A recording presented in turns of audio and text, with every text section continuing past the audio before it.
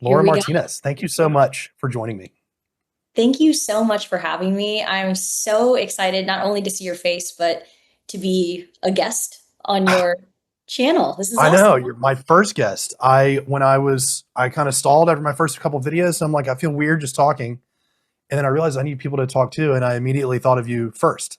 And so I'm just so honored to have you as my guest. And I'm confident we won't run out of things to talk about, but I do have a list just in case. Oh, okay. Yeah, no, I Yes. love how we're just spitballing this and just going off the cuff. Yes, yes. Well, as part of my preparation for this, I tried to not prepare too much. Like I didn't want it to be rehearsed or whatever, to kind of see how things flow. So a lot of this is me learning how to do interviews. So thank you for helping me be my first teacher. You have a handle that people know you as besides the illustrious Laura Martinez. What is that? It is the Neuroshamanic Healer. And I love that. I love that name. That's so you. What is neuroshamanism? Neuroshamanism is basically the balance between the brain and the spirit. And in the practices that I do, I bring in science and shamanism together. And the way that I do that is I give people experiences. And these experiences are going into their psyche, into their subconscious mind. I do that by taking them into trance states and also giving them a different perspective. So in shamanism, there's a different perspective for each mental illness, if you will, right? Hmm. So an example of that would be anxiety really is a symptom of you being disconnected from higher source, from your higher power, right? Yeah. Depression, for instance, would be you disconnected from or aligned with yourself. Yeah. So it's just like a different approach to a lot of the same problems. But like you also, I mean, can you kind of give us a little bit of your background of how you came to this work? Because you have a really interesting combination of backgrounds with this. Yeah, absolutely. So my undergrad is actually in neuroscience, my education. And while I was getting my undergrad, I worked at a research lab at Texas A&M University, and I happened to start working in the neuroscience research lab. I was given this opportunity, and actually at the time I was just a psychology major, and I went ahead and said, you know what, I'm gonna go ahead and do neuroscience as well because of this research lab. But I had a wonderful professor. His name was Dr. Jack. Oh my God, Hofferman. Sorry, I was like, whoa, what was his last name? Yep. And he took me, and we did a lot of work on with rats, and we looked at ghrelin. We also the hormone for being Mhm. hungry. Yeah. We also worked on a Skinner box. And so, long story short, I fell in love with doing research. And I thought I was headed down the research trajectory actually for a while. And I did a research interview with the Cancer Institute. Funny story. I won't make this long, Andrew. You know I can talk for a I while. know, but I want to hear the story. Yeah, for Okay. sure. A funny Well, story about the Cancer Institute's got to be good. it's so good. And I don't Okay. think you know this story. On my way, right, I had just graduated from college, and I was on my way to this interview. I was so excited. Back in 2009, not to age myself, but that's when I graduated college. I was going to start making 85,000 a year, and that was like, whoa! Whoa. That was Yeah. really awesome. It was really exciting. That was the position, and I felt really confident I would get this position because of my background in research. And I got a blowout on the highway. And I arrived to the interview. I happen to have a friend that owned a towing company. His name's Joe Medellin. If Joe Medellin's out there, thank you. He let Joe, me thanks for your support. I appreciate it. thank you. Yeah, He yeah, let me take one of yeah. his tow trucks Cool. and Yeah. free of charge. And I got to my interview and I had like dirt underneath my fingernails because I had been messing with the tire, right? And I was sitting there and I told them what had happened. They were really impressed that I made it, regardless, even if I had a blowout. And so I got the job, but decided against it. My mom actually had a health crisis and she fell down flights of stairs. Mm, And that basically rerouted me to live in South Padre Island because mm. that's where she was near there. And Okay. my family had vacation rentals at the time, so I decided to go help out because my mom couldn't do the stuff that she did before. So I went to take that over and found this treatment center down in South Padre Island and started volunteering and then became the director of the department. I was working up the ladder. So I was using my degree and they really inspired me to go back to school while I was there to get my master's. And at the same time, I I love traveling. I'm a kind of a gypsy at heart, and I started traveling to Costa Rica. And while I was traveling there, I found a couple, a shaman couple, and I started going back and forth from Sal Padre to Costa Rica and doing work with them. This is a long answer. I hope you're okay This with it. is no, I'm riveted actually because I didn't know a lot of these things about you. Oh, okay, Yeah, cool. yeah. I started bringing the shamanic work that I was doing in Costa Rica and bringing it to the treatment center that I worked at. I was very, very, very grateful to the treatment center I worked at because they pretty much let me do whatever I wanted at the time. And they kind of just trusted me. And that was mainly because of my mentor, Dr. Frank Lawless, the big guns. Uh-huh. He had my back in all the things that I was doing. So I decided, why not try some of the shamanic practices with the Mhm. neuroscience department. So I was the director of the neuroscience department there. And I started taking clients in shamanic journeys. We started doing spirit animal work. We started doing trance state work, going into their inner child. And the treatment team was, a treatment team, what that is, it's the counselors, the directors of the facility. We all met every morning to talk about every single client that was Mhm. there. We really had a hands-on approach to every client that was there and their treatment. We knew exactly what was going on with each of them, which is really cool. A lot of treatment centers don't do that, but we did. And they were like, what are you doing with the clients? Because one of my clients came to me and they had this out of body experience and they were visited by a jaguar. And then I had another client that had this inner child experience and they were crying and during process group.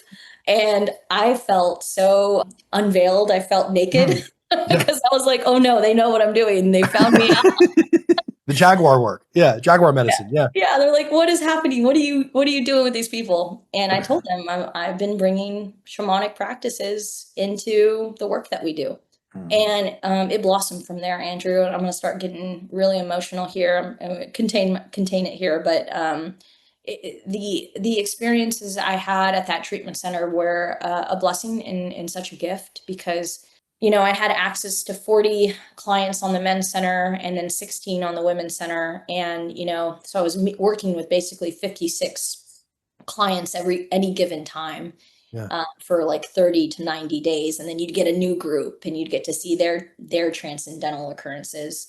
And I just saw how special that this work was by doing that. Yeah. And so after I left that treatment center, I thought it was time to fly the coop, or however we say Mhm. that, and decided, I'd been there for nearly a decade, and I felt like it was probably time to go do my own private practice. And so found myself in Dallas Fort Worth area and started my private practice. And here I am doing that work Yeah. individually with clients and loving every Yeah. single day I do it. That's wonderful. That's a wonderful story. So during that time, you became a licensed therapist too, right? Like that was part of the graduate education.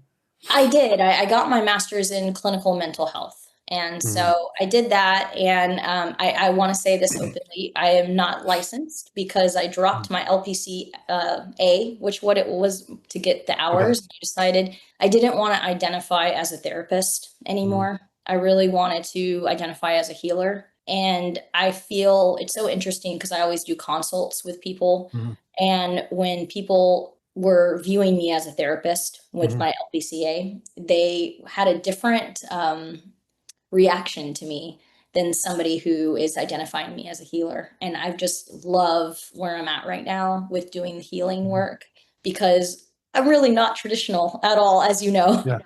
Yeah. Yeah. And yeah. Yeah, well, I didn't know that, but I'm glad that I asked because that hits right at the heart of kind of what I wanted to explore with you.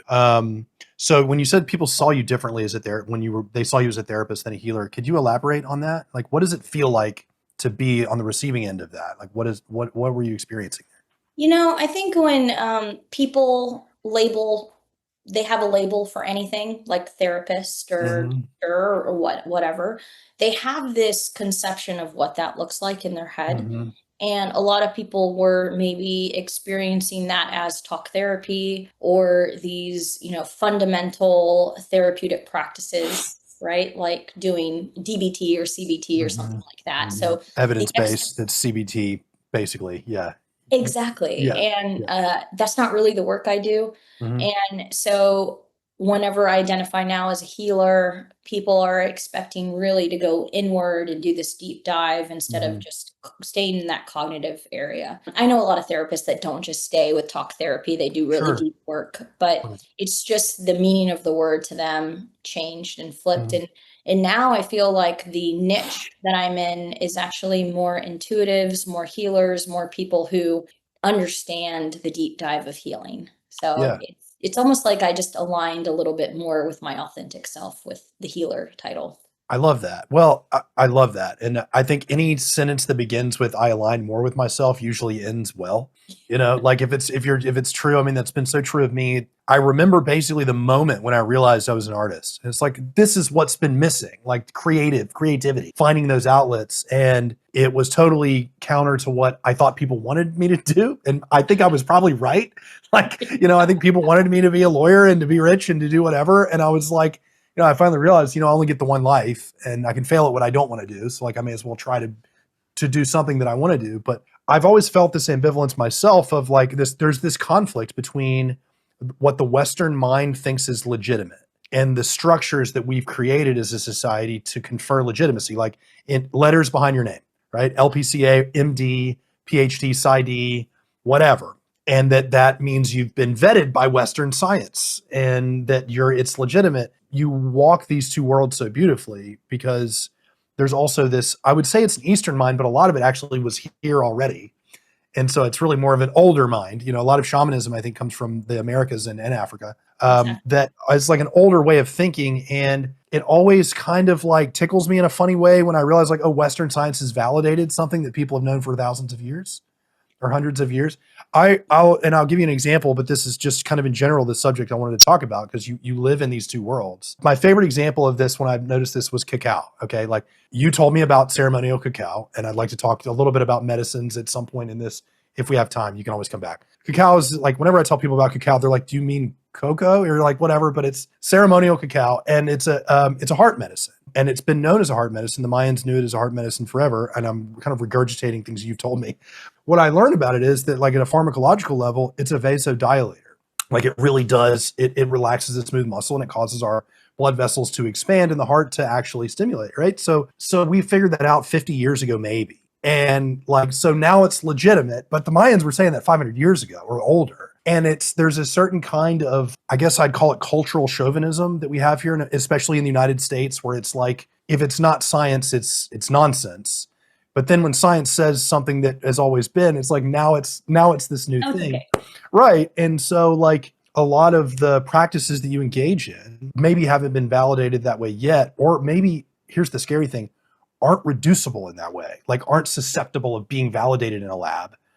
And so what do we do with that as a society? Because like I'm an N of one here that can say it's worked for me. Like those things worked for me. Western science didn't. Western medicine hasn't. What do you think about, I guess, all of that? I don't have a tightly formed question here, but it's just kind of like what I've been aching to talk to someone about.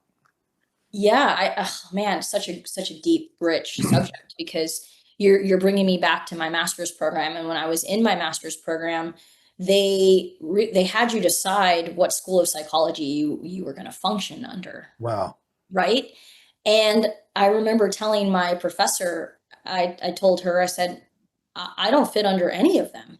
Humanistic psychology sounds really nice. It's appealing, and Mhm. Jungian psychology is super appealing. So maybe I'll be a Jungian, right? Right. That was the school I was under, right, for my Mhm. master's program. But it really made me realize that when I was getting my master's, Andrew, I'd already been doing this work at the Mhm. treatment center I worked at with all of these clients, and nowhere did this school of psychology talk about the use of shamanism and talk Mhm. about this mix of neuroscience and shamanism and how we were doing this together and neuroplasticity. None of that was really being talked about when I was in school. And so I was stumped. And I did say Jungian because I do love Carl Jung a whole lot. He's one of Mhm. my heroes. He's on the list. Yeah. He's He's on the definitely, list. Oh yeah. oh, I love it. Oh Yes. yeah. Yeah. Yeah. So now that I've spread my wings a little bit more, and I could say I'm in this process of taking flight. I have a mission, and my goal is to put shamanism and neuroscience on the psychology map. And that is Yeah. my mission, and to do that as much as I can while I'm on this earth. Yeah. That's a beautiful goal. Or I guess it's not a goal so much as it's like a calling, I guess, a vocation. Yeah, Yeah. Yeah, that's definitely. beautiful. You said that you were spreading your wings and taking flight. Is there a particular animal totem that is informing your life in this moment? You know it. I know there is. Yeah. I have been aligning a lot with birds lately. Mm, I've mm, actually been finding a lot of feathers. I go on nature walks every day and mhm, been finding a lot of blue jay feathers. So I would say the blue jay, since that's just something that's been coming to me. And then the eagle, that spirit animal is about taking your nest and mhm. putting it on a higher part of the cliff. And right now I'm Wow. in that process of really expanding myself as much as I can without any shame, without any judgment, just putting myself out there. That's a beautiful thing. And I admire that a lot about you too. And I'm kind of trying to follow that lead. And it's cool that we're able to share this in this time. What you just said about the animals, like I think we could just do a whole 2 hours on that because it's so fascinating.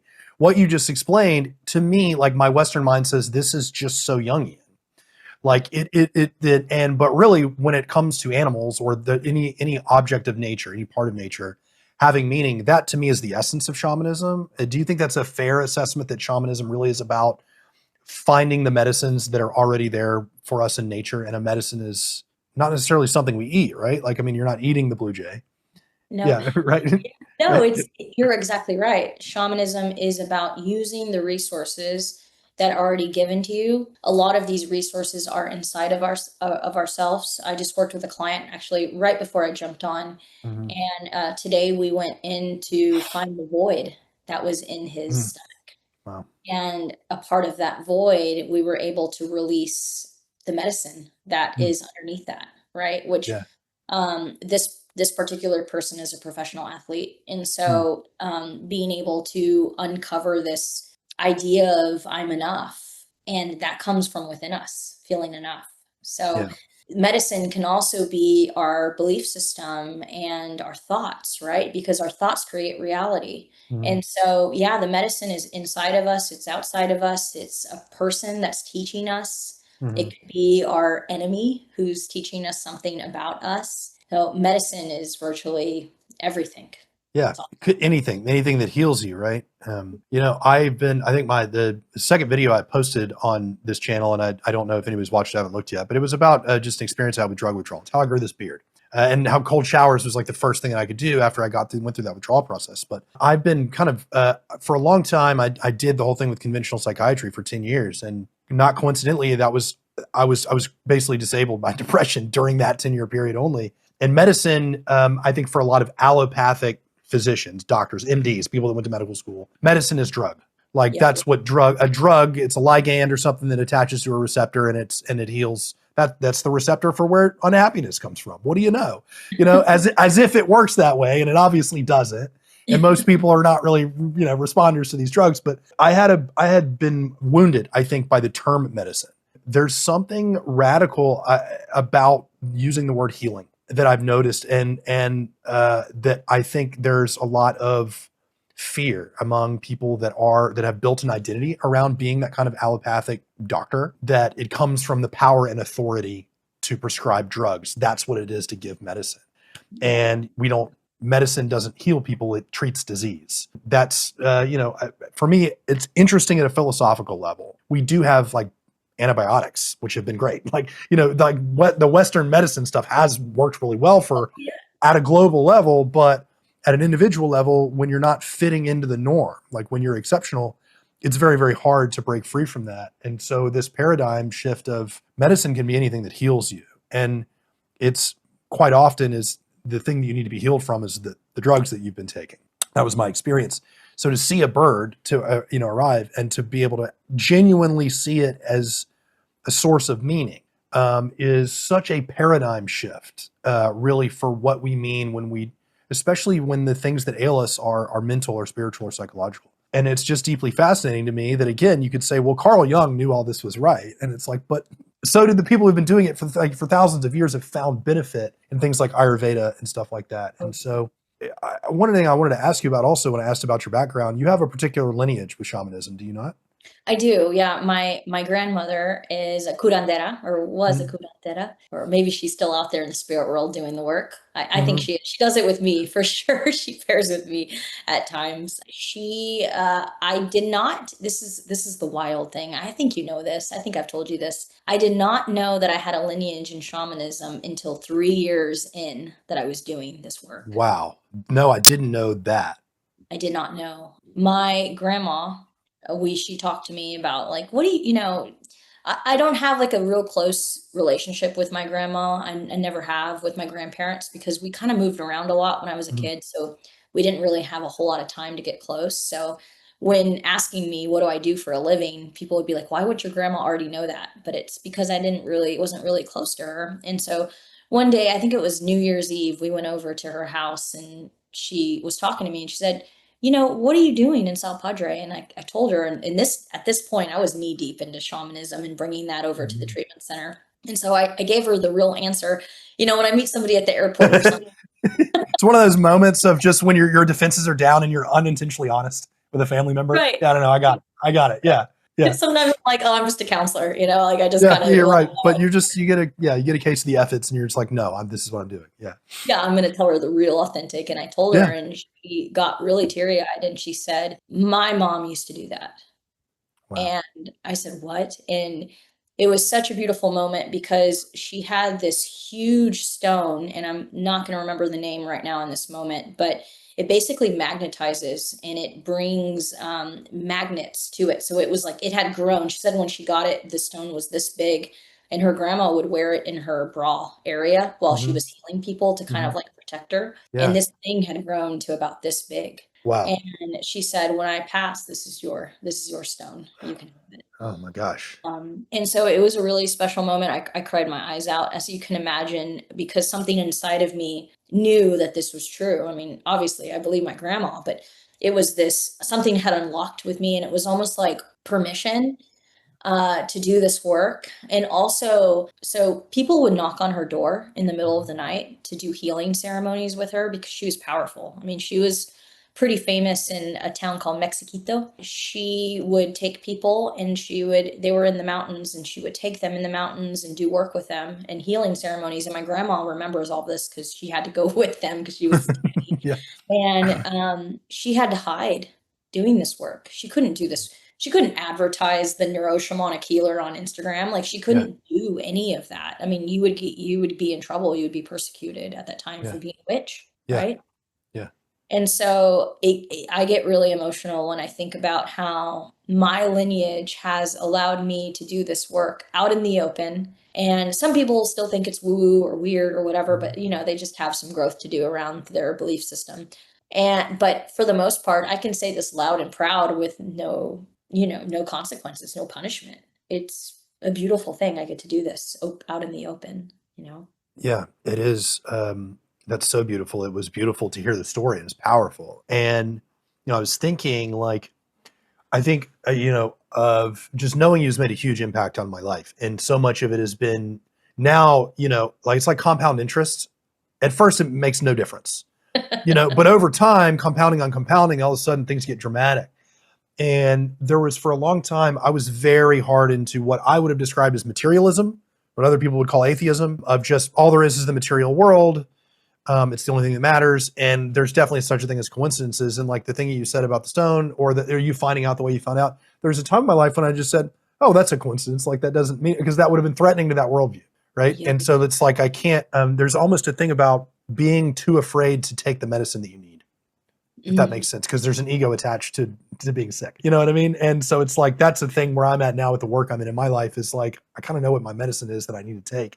It's frightening to think about getting the things that I want, but there's a subtle shift when I just started to be like, when you think and just like, oh, well, that's just a coincidence, maybe so, but whether it is or it isn't, for you to just dismiss something like that, or for me to dismiss something like that, you miss out on all this opportunity for meaning. Like, and it kind of doesn't make any difference in the material world, except for over time, the compounding effect of seeing meaning and being willing to receive meaning and consequence, moments of consequence, just makes this tremendous difference. And I guess you and I could confabulate a research design for positive psychology for a way to do that, right? Right. Or people could just try it.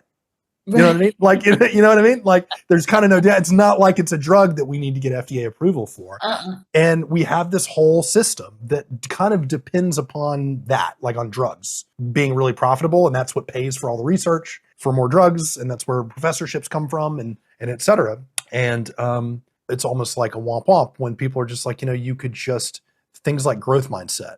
Animal totems in particular have been a very interesting part of that experience for me. And I kind of want to discuss those with you just in a second. But I just want to ask, like, I want to reiterate for a moment and acknowledge kind of just what you shared with us today, because I don't know of anybody else that has your particular blend of what I guess we would say lineage or lineages, pedigree. Yeah. I mean, of having been in an addiction treatment space, Yeah. first from neuroscience and researching and then coming to shamanism. And then now you're continuing to find this holistically. What does it feel like just to be a woman of Mexican American descent? You have this lineage, but you also have had these Western bona fides. I mean, what is it like on a daily basis to navigate that? There's this concept of your fishbowl that you swim in, right? And you're Okay. swimming in the fishbowl, and I have brown skin, and I'm petite lady, and so that's the fishbowl I swim in every day. Uh, And I'm gonna be really transparent, and I'm gonna tell you, like, I don't really think about it too often. In other words, when I was working at that treatment center, mhm, I was the only woman that was a director, but I was also the only non-white person at the time mhm, that was on the treatment center. And somebody made a remark about it, like, mhm, wow, female and Mexican and a director. That was the first time I'd ever thought about it. I mean, I don't really walk around feeling like I'm different in a mhm. way, but I also am not walking around thinking that we're all the same either. Yeah. I just think I'm me, and I just be me, Yeah. Yeah. and I don't really recognize, not that I don't believe in the people that say, "I don't see color." Like, I really that. I think Yeah. that's Yeah. bullshit, Yeah. right? We all Yeah. see Right. Right. color. Yeah. Of course. Of course you do. Yeah. Right. Right. So I'm Right. not saying that. I wanna be really Right. clear. Right. Right. Right. Right. Right. I don't think about it until somebody, brings that question up. But Mhm, I can say that I absolutely love my heritage. I love being mhm. Mexican, American. I love having those roots. I love that my family comes over and we're all so loud and we're all talking at the same time.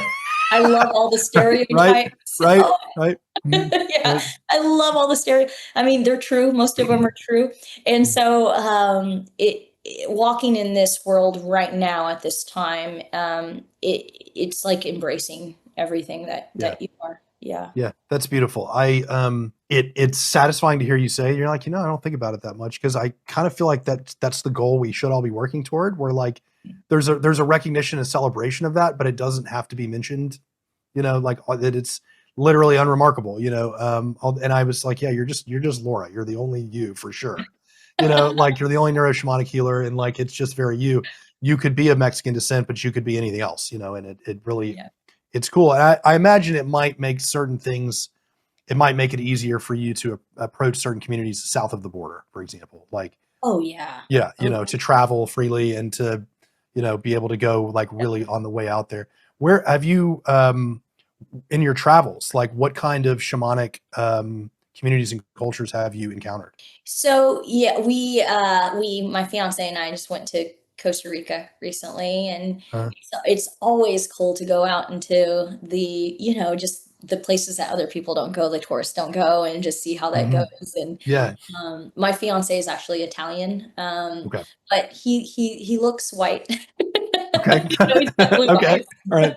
Yeah. Got it. And so it's funny because when I'm with somebody else, right, you can see the differences between the reactions between the Mhm. two of us, Yeah. right? Yeah. But to answer your question, I'm sorry, I'm going off on a rabbit hole now. No, no, that's funny. I mean, it's a thing. Like, it is probably nice you speak Spanish to be able to go around and like you can blend when that's got to be really nice when you're traveling. It is so nice. Yeah, It is yeah, so yeah, yeah, yeah. yeah.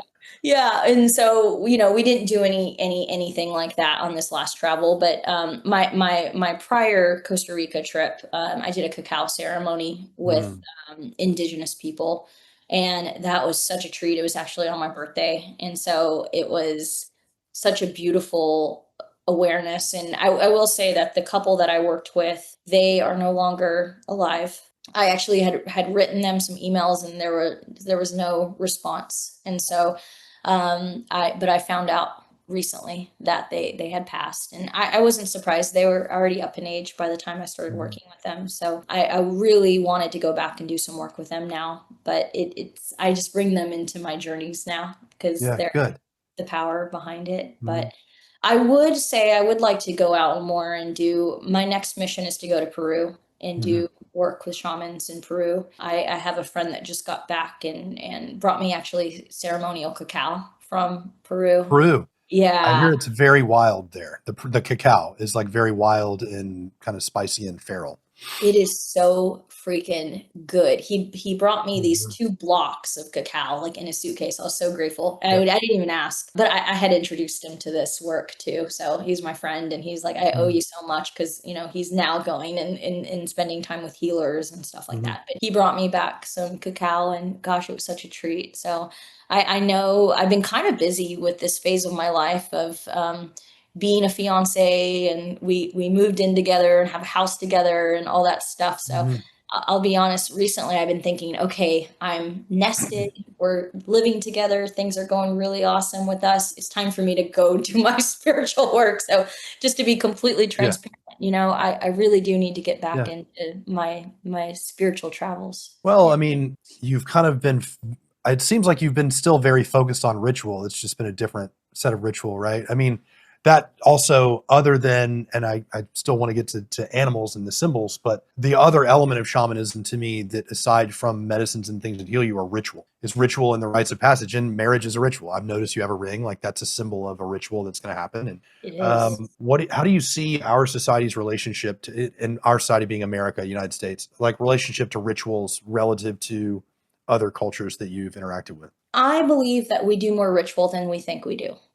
We just don't call it ritual. Hmm. And we have these belief systems, we have these things that we do, and those are rituals and those are ceremonies. Now, I will say that a ritual is a ritual, doesn't mean that it's going to be positive for your life or it's going to expand you in any way, right? There could be a ritual where you wake up in the morning and you look at your phone and you scroll the news. That's Okay, not probably not a very healthy ritual, right? right, but I bet it's an extremely common one. I mean, I'm sure you're Extremely. not alone in that. Yeah, I mean, Right. you're isolated, but everybody else is isolated with you. Exactly, Yeah, right, yeah, and yeah. so that's a ritual, and so I think we have a lot of rituals like that in America where we're, Mm, doing these things that are making our way or paving the way for how we're starting our day, yeah, starting our day that way is, like right. looking straight into a screen, right? Hmm. Right, so Yeah, or it's a 2.5 hour optimizing cold water immersion s- morning ritual, right? Like it's like the other way too, where it's like people need 4 hours to get ready for the day, right? So that they can be optimally functional. And I'm like, dude, you blew the best 4 hours of your day, like where you've been the most productive on sticking your face in ice water every 30 seconds or whatever you're gonna do. And like, me, I mean, I try like dopamine gets replenished overnight, right? Like, so like in the morning, I've got a budget and I try to, if I need to do something creative, I do nothing. Like literally I sit and I don't do anything. And eventually I get bored, which is what I assume creativity is. like as we evolved a way to keep ourselves stimulated Yeah. when we're bored. And that's, so it's like, since literally everything is easier than writing, if I got to write, I don't do anything until it's done. And like if I spent the first 4 hours of my morning on like facing the sun and doing all the things, so I'm like, man, if I'm not ready in 30 minutes, it's not working. Yeah. Well, and I have to pause and say, and this has nothing to do with what you're saying, but spirit wants me to say it. I love your photography. I mean, Oh my God, it's thank you so just much. it's so beautiful. Like you can feel the emotions, the yoga photos that you did. You can Yeah. feel the emotions in the pictures. And so Mhm. whatever you're doing with your creative side, it's working because it Thank you. really is speaking through your photos. Thank you so much. That means a lot to hear you say. It's interesting. I think some of it is it's like I alluded to earlier. I think I had a realization very recently, about a couple months ago, that the reason that I've been so unhappy, which has been most of my life up until about the first memory I have of being happy, like where I'm like, oh my God, I'm happy, was within the last year. And it was when I went to film school because I love the movies. And I was just like, what I was going to do neuroscience. I was going to do a PhD in neuroscience. And started to realize, oh my God, I think someone's going to take me as a PhD student. And then I started to seriously consider the next 10 years of what my life would be like. And I'm like, I think I just wanted the validation that, I'm not crazy, and that I love the dreaming about the way the mind works thing, but I wouldn't have loved the data part. And part of the reason I haven't had the life I've wanted is that I believed I didn't deserve it. Like I had to earn it, or I had to do things. And it's been a hard realization to have that. But at least now when it comes up, which is every day, I can at least see it for what it is.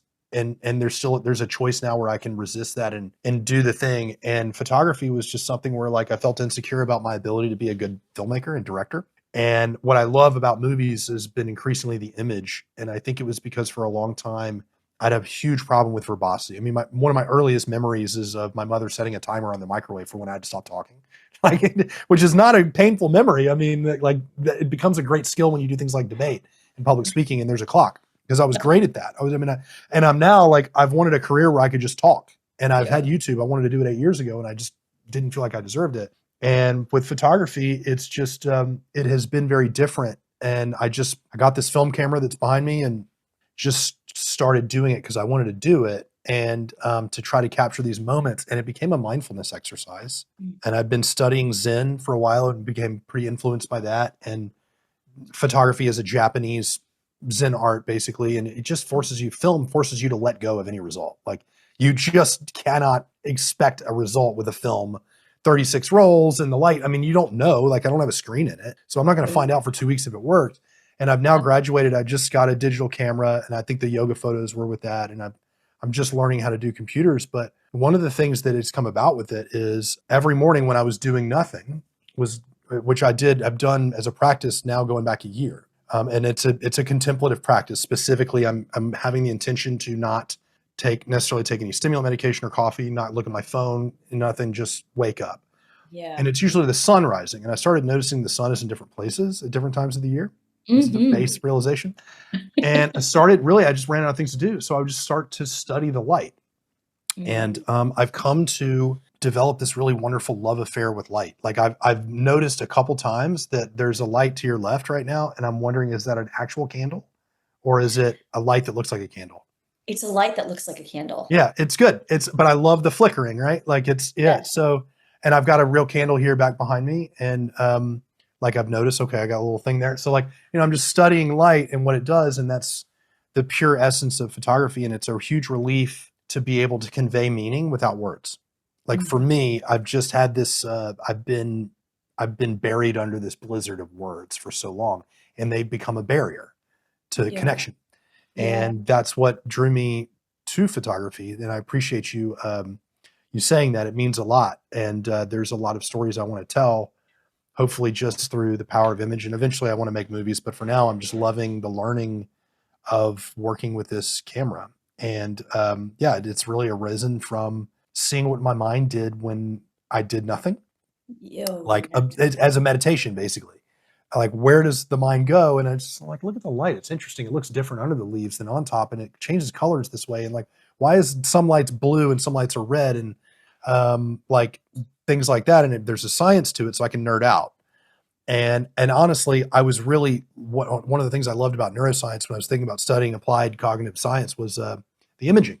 The images are cool. I saw, I got a book called The Neuroscience of Intelligence, which is actually, it's Richard Haier, H-A-I-E-R. He's a psychologist, but he was really the first person to use neuroimaging to study intelligence per se.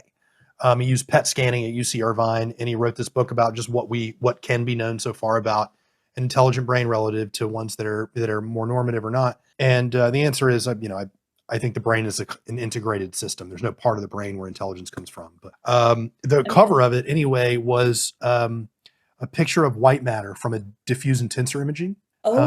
And it looks like psychedelic art. I've realized now this is what was drawing me to doing that work was white matter is what makes you Yes. you, right? Like we all kind of have the same gray matter, right? And this is something maybe you can elaborate more on because there's something that there's like an elephant in the room, which is neuroplasticity that we have to talk about.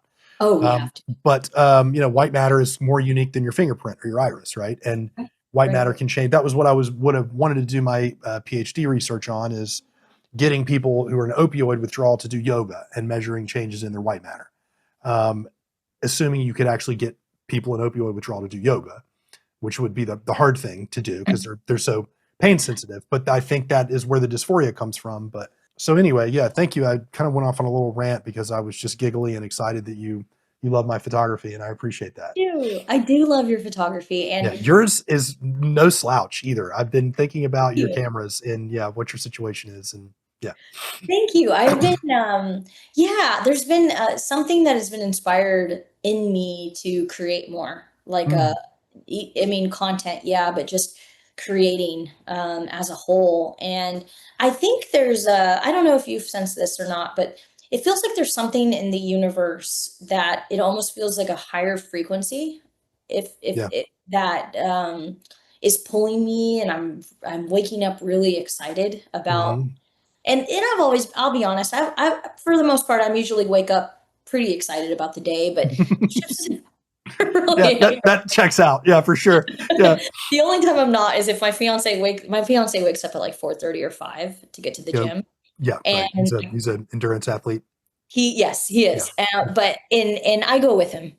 But the only time Okay. This is I a different deal. Okay. Yeah. I do. I Uh, go with him. He waits for me a little bit to wake up, but the only time I'm grumpy is like when I just don't want to wake up at that time, Got it. right? That makes sense. Yeah.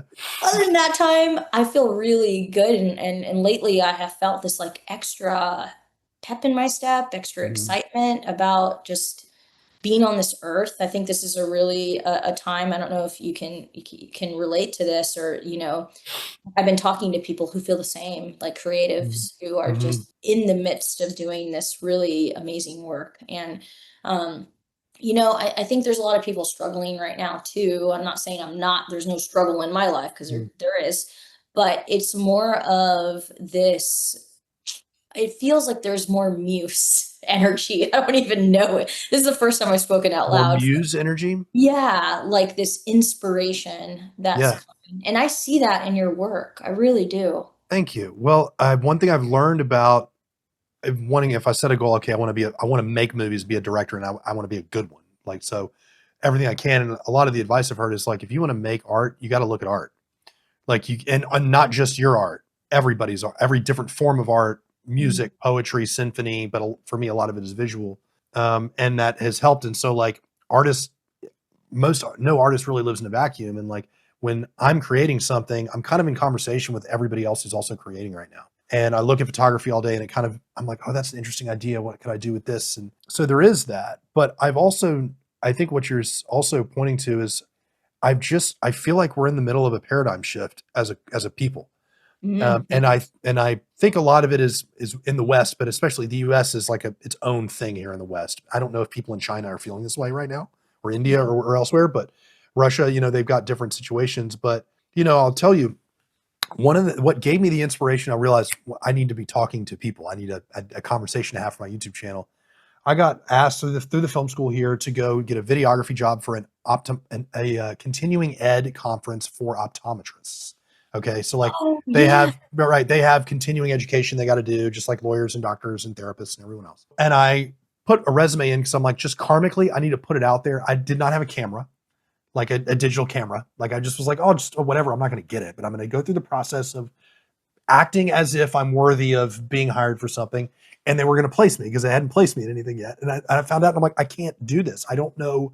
I don't know. Like I have a film camera. It doesn't record, like, and I would have to rent it. I had one that I was renting, but I'm like, I can't guarantee I'll deliver anything. And I had a friend who I think very highly of. She's a really, really talented person who works with light. That's called a gaffer. And they're the highest paid people in Hollywood. It's like the secret, because the people that know how to control the lights, they're your best friend. And Oh, she ended up getting the job, and I just told her, I was like, you should do it. Just let me tag along and just learn from what you do, whatever. And we end up getting there. She's got all the gear and I don't have to worry about it. And I realized like, I'm just going to be the producer. And I just kind of walked around and told her, let's get a shot of this. Let's get a shot of that.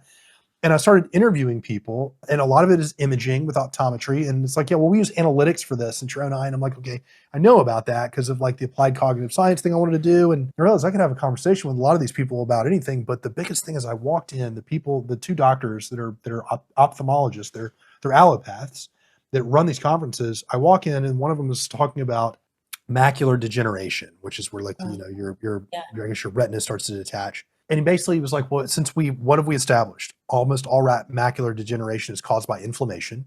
If you can treat the inflammation, you can usually stop the degeneration. And that was the first thing I heard when I walked in, and I was like, okay, because I've realized that most of what has ailed me has been an autoimmune disorder. I've just had runaway neuroinflation.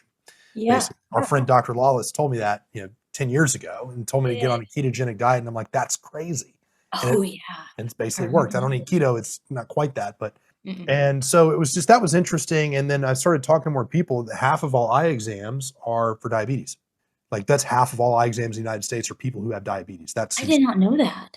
I didn't either. But optometrists know. And so they're just like, man, we get all these people that are already diseased and we watch their eye fall apart. There was all this talk about optometrists who were doing eye exams, having conversations about lifestyle. And functional medicine was a word that kept coming up. Now, first time I heard that, I heard functional medicine equals pseudoscience. Okay, like that's how most physicians, that's why we talked about, like that's considered to individualize the practice of medicine to one patient is considered hocus pocus. But that was why these people, I kept asking, why do you come to this conference? I'm like, well, they talk a lot about lifestyle and medicine and food and things like that. And it's something I'm passionate about.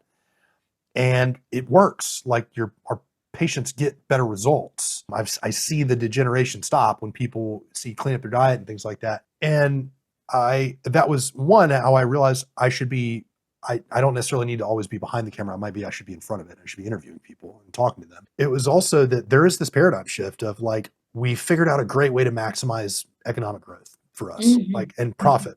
But that's not the same as maximizing happiness growth. Like, you know what I mean? And I think there's now, and people are starting to realize like, yeah, like that we could do that, but we're starting to see the cracks in that system. And there is this hunger for something new, which has actually led me, one of my questions that I wanted to ask you is, what is new medicine? Like, and like, what do you mean when you say that? Because that was what I took away, was that this is something I'm really passionate about, that there is a better way to live than the version of the American dream that I was raised to believe in, that there could be a better dream. So with that, I'd love to hear your thoughts and like, what is new medicine? Yeah, and I did the old grandma like, yeah. Yes. I know. Yes. Aha. Yeah. It takes me a while to get there, but I usually get there.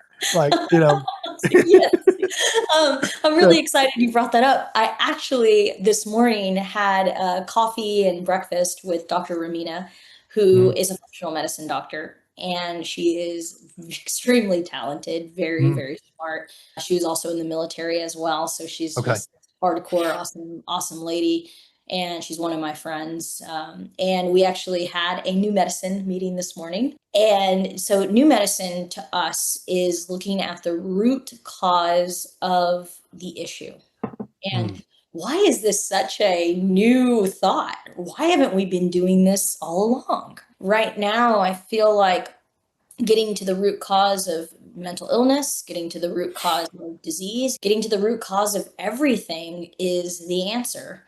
And we call it new medicine because truly this medicine has been around, like you said earlier, thousands and thousands of years. It's ancient. We say new because this is like a new frame of thought. It's a new frame of mind. And when we say medicine, we're not talking about pharmacological pharma, big pharma.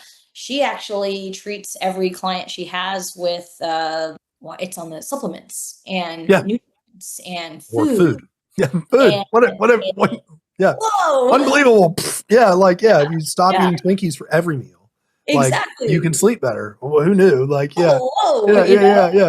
And I can honestly say, I mean, Dr. Ramina, she started off as Well, we've always been friends, but she became my functional medicine doctor, and I was Mm, looking at my hormones because I'm kind of in that like, beautiful perimenopausal stage of my life, mm, and I wanted to just see how that was going. And we had my test, and I saw that there were a few things that were off, and she said, why don't you just eat more broccoli, eat some kimchi, and just put broccoli into your weekly diet, and then get on a couple of the B complex and mm. K2 and D3. And so, I take supplements, and I can feel a huge shift. Yeah. I You don't exercise too, right?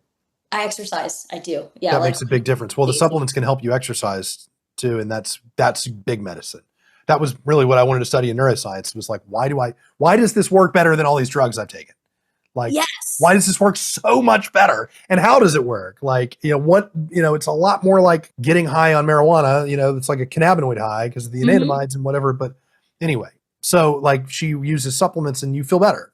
I feel great. And it was almost like this moodiness that was creeping in now and Mm, then, where I was getting yeah, really moody, which is yeah, really it's not yeah. really aligned with who Uh-huh, I am. right. I'm not saying I don't have my moods here and there, Sure, but sure, yeah. this was different. And Mhm, so it's been amazing to see it as a patient, as a mhm. person that's doing it. And so her and I are on a mission to mix shamanic healing work and functional medicine. Yeah, I think maybe that's a good thing to transition is meditation. Like that's a huge part of what you do in your life. Can you just kind of give me like a little bit of your experience with what meditation is for you personally and then how do you incorporate it in your work? Meditation, I'm gonna sound like Donnie Rojas off of I don't know off who that is, so go ahead. It's fine. Ted Lasso, off of Ted Oh, Lasso. okay, okay, okay. I know Because Ted he Lasso. says football is life. I really feel like meditation is life. I do. Meditation connects me to myself. It connects me to my higher power. It connects me to the people in my life. It gives me a moment to pause and be with the person like you who's Mhm, talking. And I see your face lighting up when you're talking about film and photography, and your mhm, eyes are just shooting joy.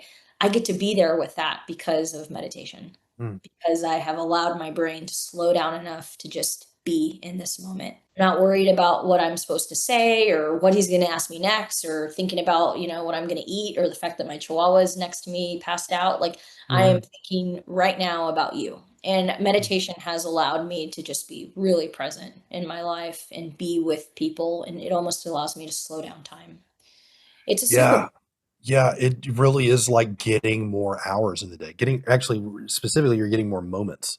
I yeah. mean, that's really what meditation is about. And what I love with photography, it's just you're literally capturing a fraction of a second. It's just that one moment. Yeah. I saw my therapist today and it ended at noon. So between noon and 2 o'clock, I got on an exercise bike and rode for 45 minutes to soften up my brain. And then I meditated for 20 minutes before I had this. And that was my preparation basically was to just try to be present.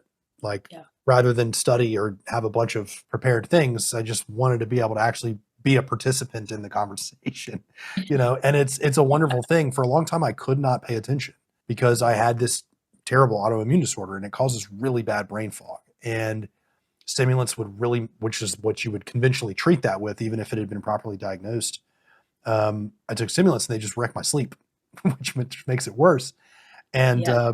the only thing that's really helped has been supplements, hormones, exercise, and food and sleep. And it is a constant kind of battle to navigate like healthcare system that where like one of the things that I don't make testosterone naturally or normally as a result of one of the drugs I took for a long time. Mhm. And needing that, it's just that it's very hard to go through a traditional path at your regular doctor to get testosterone supplementation. I met with an endocrinologist and she told me she gives every patient in her practice the exact same dose of testosterone.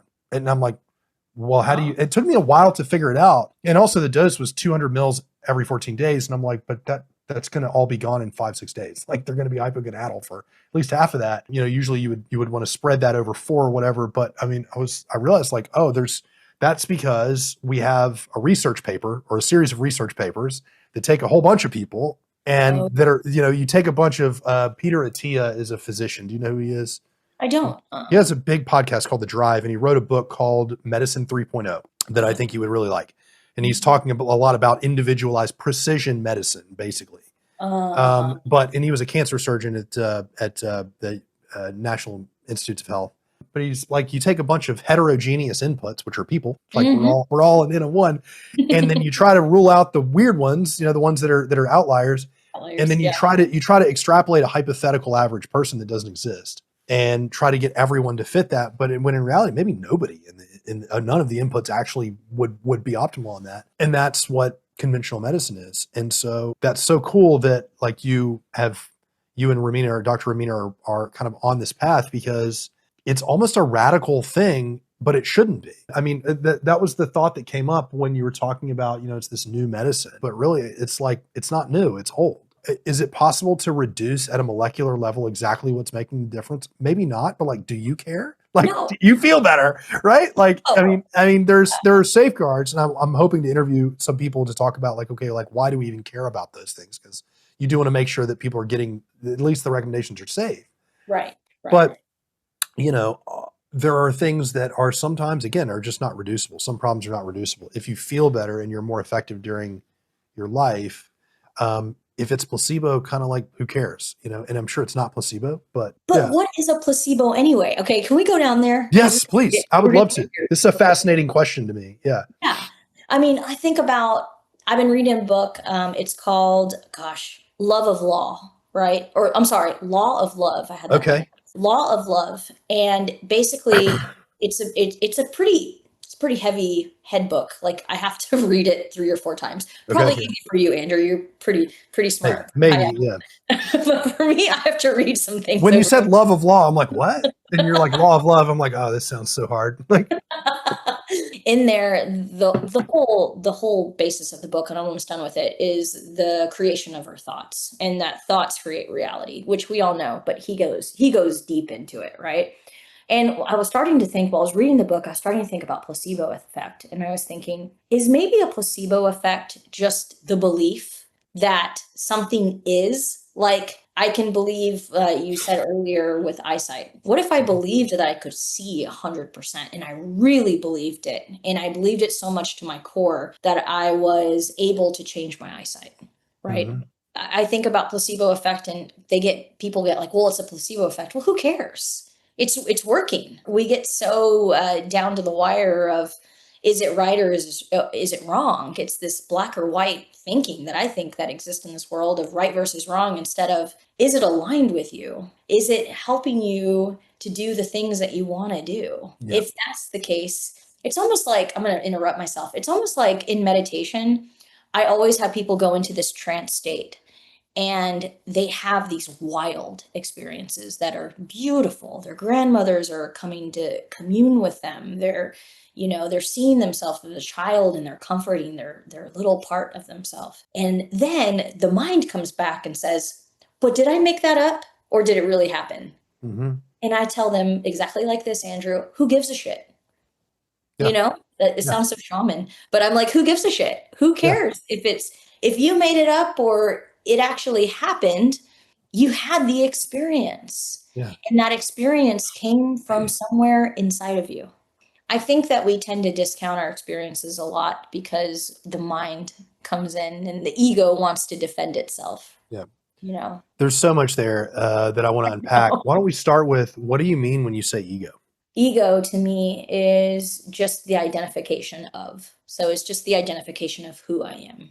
I'm Mm, Laura, I'm the Neuroshamanic Healer. mm, That's the ego, right? yeah. I've Yeah. already identified myself. Ego is not necessarily a negative thing. A lot of people Mm, think ego is, oh, you're so ego, you're in your ego. right. Well, we all are, darling, at some point or Yeah. another. Yeah. um, to me, it is the opposite of the divine self. And the divine self is that soul part, right? Hmm. It's the ego is who we think we are. The soul Yeah. is actually who we are. And that's a Ram Dass quote, not a Laura Really. quote. The ego Yeah. is who we think we are, and the soul is who we actually are. Wow. Um, that's big, because, I've been, God, that's so interesting you say that. I've been experiencing a lot of resistance with doing this, like doing YouTube, mainly because it's what I really want to do with my life. Like, and so therefore it's the hardest thing for me to do. Writing, and I'm kind of getting there because I have a few different creative pursuits I can fall back to. But I've been listening to this book, The War of Art. It's an audiobook by Stephen Pressfield, and he basically says that ego is what stops you from making art, because it's like the inner critic is going to be a function of your ego. Ego doesn't want you to change, right? That's what the ego does. But what I've realized because of my meditation practice, I'm now, I'm kind of able to sit with feelings and stuff comes up. And one of them really is that, like, the fear of the biggest fears that I have are not fears of failure or rejection. They're fears of success. They're fears of what might happen if I get what the natural result of this would be, maybe me having a career doing this. And the fear is someone asking, who do you think you are? And it's in my head, it's like not a nice question. It's like, who do you think you are? But it's also, if you neutralize it, it's kind of an interesting question. It's like, yeah, I mean, it is weird this perception of being a self is, I get that it's useful and our survival does probably depend on it, but that's really unfortunate because it does make everything kind of harder, and it makes it harder to relate with people. Meditation has helped me, and really what I'm trying to do is just kind of soften the ego a little bit, to be a little more ego-less. And you're right, we hear this word and it usually is associated with like arrogance or narcissism or something like that.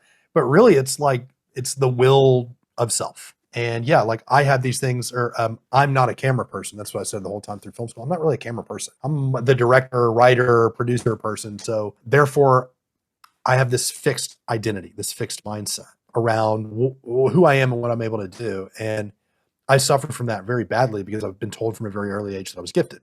And that's basically like telling a kid, yeah, you're valuable because you're able to be good at things without having to work hard. That's essentially what you're communicating to a child when you tell them that they're gifted and you're so whatever. If you compliment them on their talent and not their effort, because eventually what's going to happen is things are going to start to require effort. And then it's like, oh no, then I won't be gifted anymore. I won't be special. And I never thought that consciously, but it makes it very hard to have a growth mindset, and tugging on the strings of the ego a little bit has helped a lot. There was another thing you mentioned just about like, did that really happen, or is that all in my head? There is that's something that comes up with in the context of like medicine ceremonies, which would usually involve what we would call, like a scientist might call, psychedelic medicine, where there is this question. It's like, oh, people can have these profound experiences. They may meet God, they may meet a dead relative, or they will become something different. And it's very easy for a very materialistic Western mind to say, well, yeah, but they were just on drugs, right? We hit the serotonin 2A receptor, bliss happens. It's very predictable, right? What do you think about that line of thinking? I think it's a vehicle. The drug is a method to get us to where we want to go, right? Yeah. And I think there are lots of methods to get us to where we want to go. And so it's just another method, right, to get us where we want to go. For me, my one of the methods that really did open the doorway to me to thinking about my divine self or communing with my divine self was mushrooms, was psilocybin. And so for me, I have a biased opinion of it because it was the method that really helped me. Actually went through a year of microdosing for a year and saw profound changes in my brain. Have been given the label of ADHD, as many of us have, with a brain scan, actually, with doing a QEEG from the P&P Center. And so in that belief of, okay, I've seen my brain just completely transform through this mechanism. To me, it's real, right? To me, I can feel, I can notice the changes. With that said, I think that if that vehicle to get you to where you want to go is working, it's great.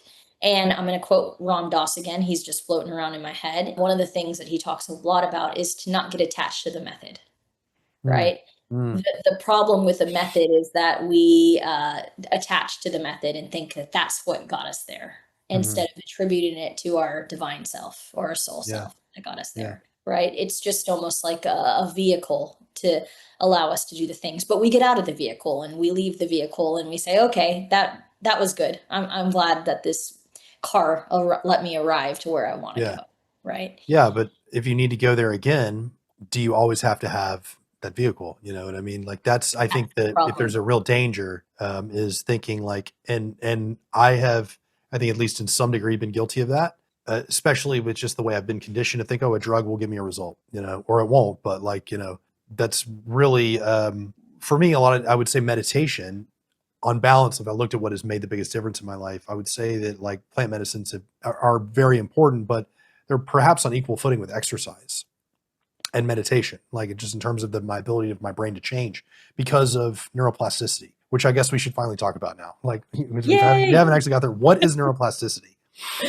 Neuroplasticity is just the belief that our brain can change itself and that our brain is plastic and we have the ability to lay down new neuronal networks, but we also have the ability to, if neuronal networks have already existed, we can leave those and like grass will grow over those grooves in the Mhm. code and we can go to new ones. So just basically that the brain has the ability to change.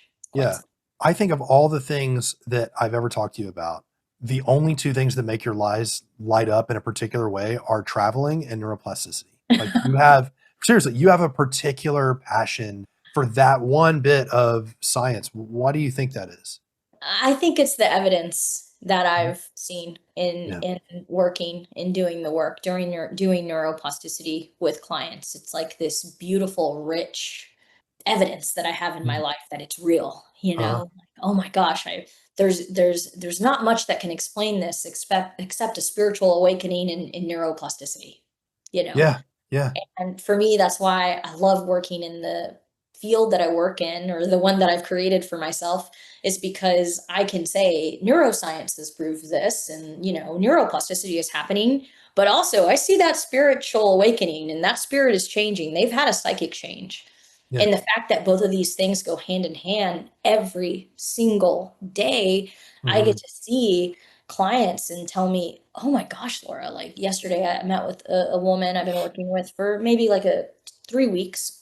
So she's fairly new. And she said, I am already feeling myself more confident. I'm feeling myself Wow. change. My brain is starting to change. And hearing that, it's like, thank you, Spirit, for allowing me to be a catalyst Mhm. to help somebody to do that. It's just like I'm a cog in the wheel, but I get to see I get to see all the evidence, and it's just Yeah. like I geek out on this, Andrew. I really do.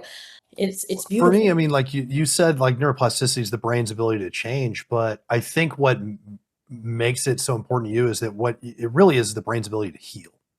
Yeah. Like, but it's to heal from a troubled identity, right? Like, identity is in some respect like a result of a bunch of neural pathways, grooves in the brain, Yes. and we can change the way we think. We can change like not just the thoughts that we have or the beliefs we have. It's different from changing your mind. It's like more like changing to a different operating system. It's like going from Windows to a Mac, which I've just recently done as a creator, and it's a little weird at first, but after a while, I'm like I'm humming now. And it is Yeah. like that's what it was for me to be like a very cynical left brained, meaning like logical and analytical and eliminating things to converge on the right idea, and now being more right brained to Yeah. where things don't have to be black and white, they don't have to be linear, and photography actually kind of lets me to use both parts of this brain, which Oh is yeah. really fun Oh fun yeah. about it. But what kind of practices do you use to facilitate neuroplasticity? Like, is it something that you can, is it always going in the background, or like can you get more of it sometimes or not, or like how does it work? There's so many different tools in my toolbox. My favorite is one that you've already mentioned, and that's ceremony and ritual. And the reason why a ceremony is so powerful, I believe, is because you're taking. Let's give an example. I love examples. Let's say that there is a client who has been in this toxic relationship, and they keep getting drawn back into this Mhm. relationship, but they really on a subconscious and maybe some consciousness of I really don't want this to happen anymore. I'm Mhm. done with this toxic relationship. We can build the ceremony where we create this space and this time for them to make a commitment to themselves and for them to use symbols that represent different parts of themselves, or maybe they represent that one of those symbols represents the actual relationship. Mhm. And so we have this time and this space, and then they can invite whoever they want that is dear, that is a witness to their process. And let's say that we're out by the river and we have a campfire and we're out there and we're treating this in a very sacred manner. That one ceremony can change the course of their brain Mhm. because it is deep and they're in this trance state. And it's this moment in time, just like trauma can affect the brain and the amygdala on such a deep level by one event. You can also do the opposite. You can have one Right. event that's really powerful and really significant where that healing, it changes Mm. the course of their Yeah. life, right? Ceremony is one of the tools in my toolbox. It's my favorite one because Yeah. it's really beautiful to see somebody be in that vulnerable, awakened space of making this commitment. And there's an emotional release, there's a spiritual release. The people are there and they're supporting and holding space for them. And it's pure love, Andrew. It's really pure love. Yeah. Yeah. That's beautiful. In this moment listening, every time I find myself back in ceremony, I Mhm. always have the same thought, which is an interesting one, which is that I only want to do this. I mean, I like literally don't want to do anything else but this.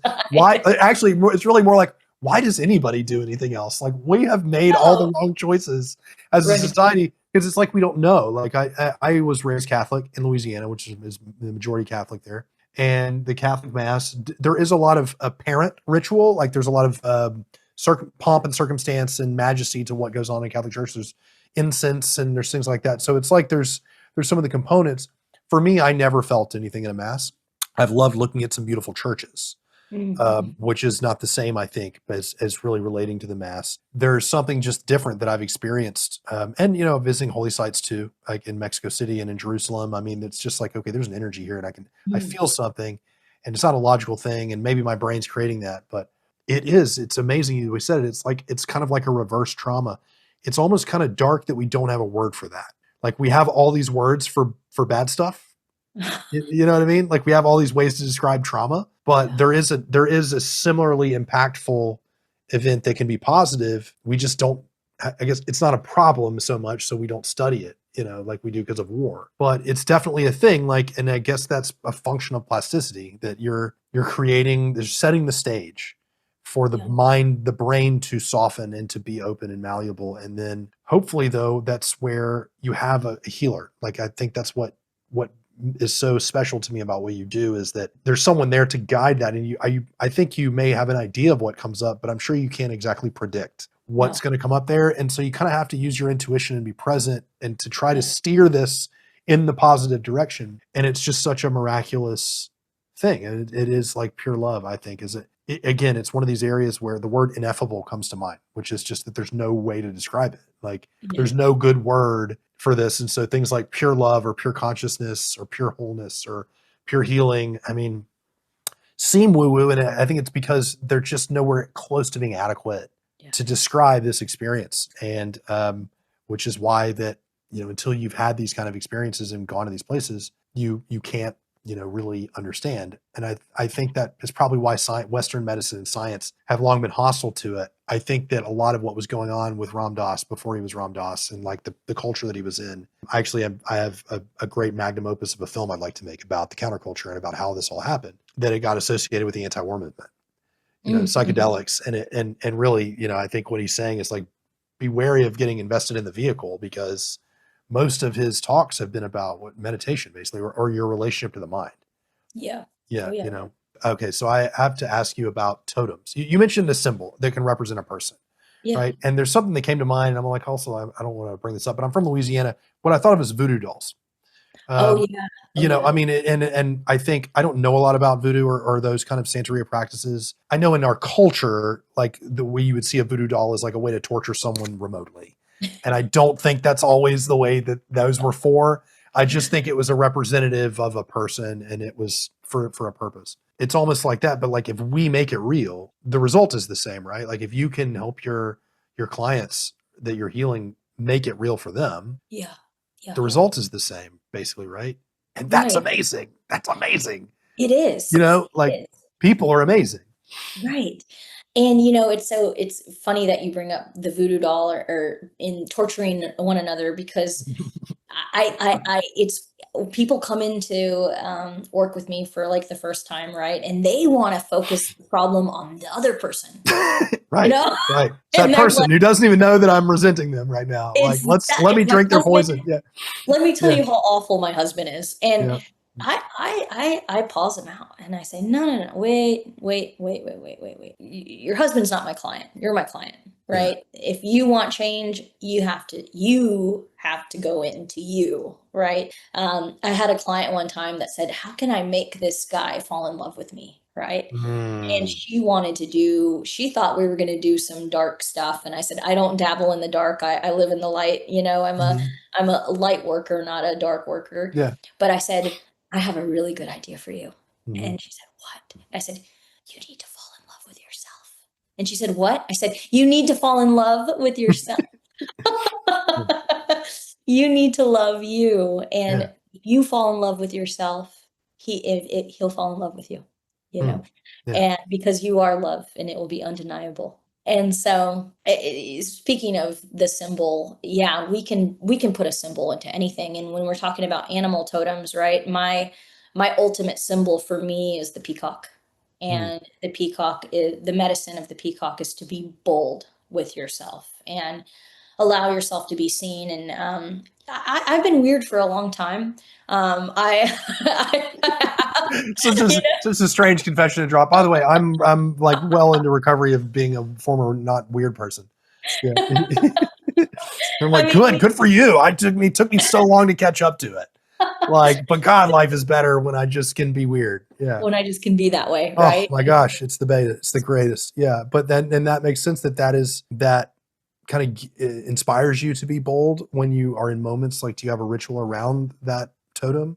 Yeah, and it's basically the ritual for me is just if I feel in my heart that I want to do something like earlier when I wanted to really tell you about the photography and spirit put Mm, that in my heart, I do it. That's my mm, ritual, is if I feel it, I do it. I really think that we can't go wrong if we are listening to that pull, what our heart is, when our heart's beating and it beats faster and it's excited. And other people will say follow the bouncing ball, but for me it's like follow the heart, yeah. follow that yearning and go for it, right? Mhm. And so that's my personal ritual. If I feel it on a deep level, I'm gonna do it.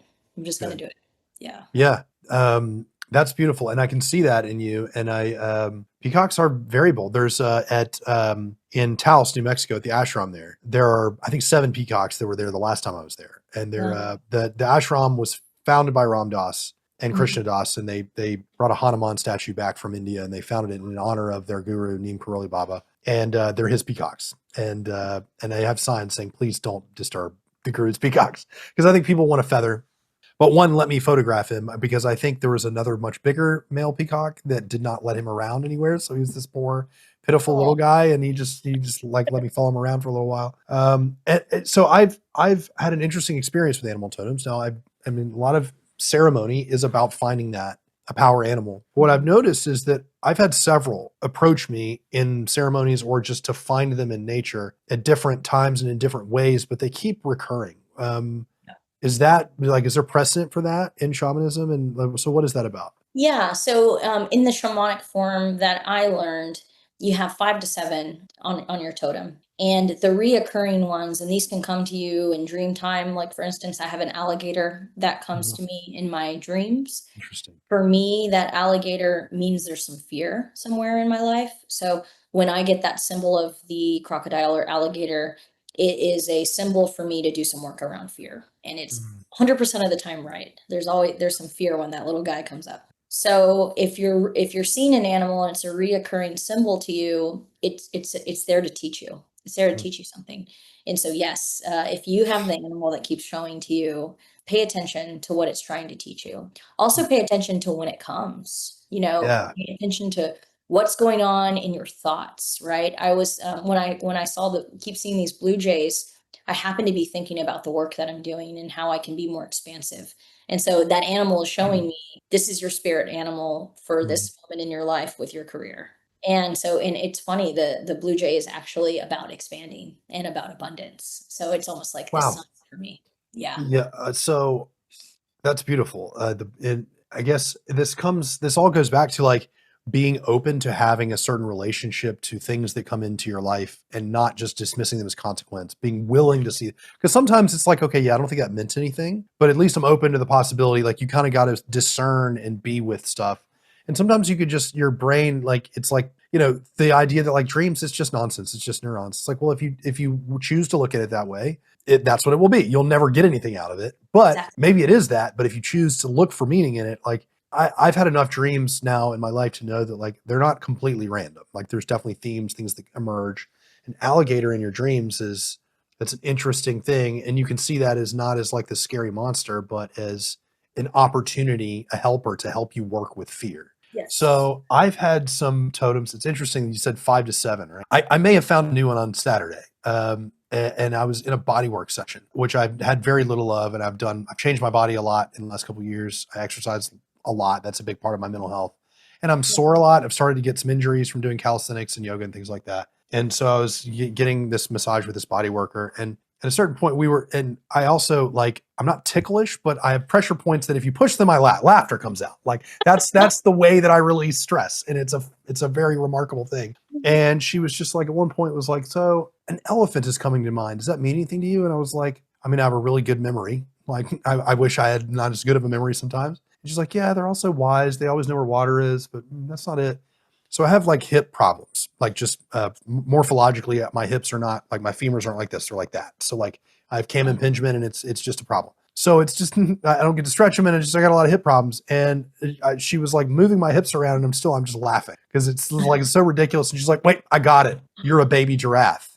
And I was like, that seems right. It feels right. Like, cause that's how I feel in this moment of my life. It was funny, and we had a good time with it because I was being very silly, and I was a very inner child, time for me. But also it's like, later I thought about it. I'm like, yeah, it's kind of profound because baby giraffes can walk almost immediately, right? They basically come out ready to walk. Yeah. And I really think the 2 hours or so where they're not walking is just processing the shock of like just being dropped onto the ground and be like, what just happened to me? And like, if it weren't for that, like if it was a little bit less unceremonious, they would be able to just do it. They're wobbly, but they're figuring it out. And that is very much how I feel at the beginning of a new time of life, where like, Laura, everything I do, like creatively, especially things involving the camera, is just a big research project. I just am like, I would love to get my camera rigged up here, but I got to figure out some lighting, and then like that's a research thing and a card, and I can, and basically it's my daily work is figuring it out, and it's never perfect ever. It's a miracle when it works at all, but it's like I'm making it. And so it was like, that was just something that someone said to me. It didn't come to me, but it was funny that I was like, a baby giraffe, and it could have just been a joke. Like I could have just taken it, oh, it's a joke, I'm going to be silly. But I just it stayed with me the same way that certain movies that I see, I'm like, oh, that was good. And then I'm thinking about it the next day, and the next day, and then a week later, and then 2 weeks later. Movies like The Tree of Life is a good example, which I've mentioned to you. It's the closest thing to a psychedelic experience I've ever seen to put to film, and that's not what it's about, but that's what it feels like. And they just stay with you, and that's kind of how the baby giraffe thing was. And I was like, yeah, I think it's like and what does that mean to me? Like, what does the baby giraffe represent? What's fascinating is that how similar these things are, like that certain animals just mean things to people. Like there's a universality to it that I guess Carl Jung would call like the collective unconscious. Oh yeah. Right, where these archetypes live, but then sometimes they're different, like a snake shedding its skin. Yeah. Like I would have thought snakes, terrible, like the devil or whatever. But really, it's like, no, it's about shedding the skin and becoming something new and becoming stronger and letting that go. Mm-hmm. And it's like, oh, okay, cool. So that's just amazing work, that to be able to put people in a trance too, which is also, I imagine, like, can you put my husband in a trance? Like, can we hypnotize him to quit smoking without him knowing or his consent? But that you find this animal, and it's been a tremendously powerful and enriching and mystifying practice for me. So I have some that I want to ask about because they're most of my totems are strange. I'll mention the ones that have come to me more than once. A sphinx, mythical creature. A phoenix. Yep, I've had phoenix a couple times. A barn owl, and I've had to really look up to what kind of. Now, first off, this is a barn. I'm in a barn right now. I live in a barn. I know. I love your space. It's a barn dominium. Yeah, it's a barn dominium. It's what I need and nothing more, and that's exactly what I want. But I'm here in Nashville. I'm on 40 acres, and there's always deer or groundhogs, which are hysterical little creatures, very industrious, low to the ground. That. And there's animals every day that I see. Yeah. And but there's the barn owl, and I've never seen one here, but they're white. They're ghostly white, ash white, and I've seen it in ceremony, and those three have both come up a lot. And I've also seen an otter and red-tailed hawks. Red-tailed hawks own this space, and they have a very interesting. I was here with someone who was kind of the first romantic interest I'd had in over a decade. And she came to visit, and there was a day that we were sitting on my patio, and there were two red-tailed hawks circling above the lake. Ooh. And it took me a while to realize, like, this is weird. They're just all like, and I realized it's a mating ritual. Like, he's chasing her, and like that appeared right while we were there, and so that was pretty cool. And so those are kind of the five, I think: the otter, the red tail, the barred owl, and the phoenix and the sphinx. Do you have anything that you can make of all of that? Like, does the combination mean anything, or?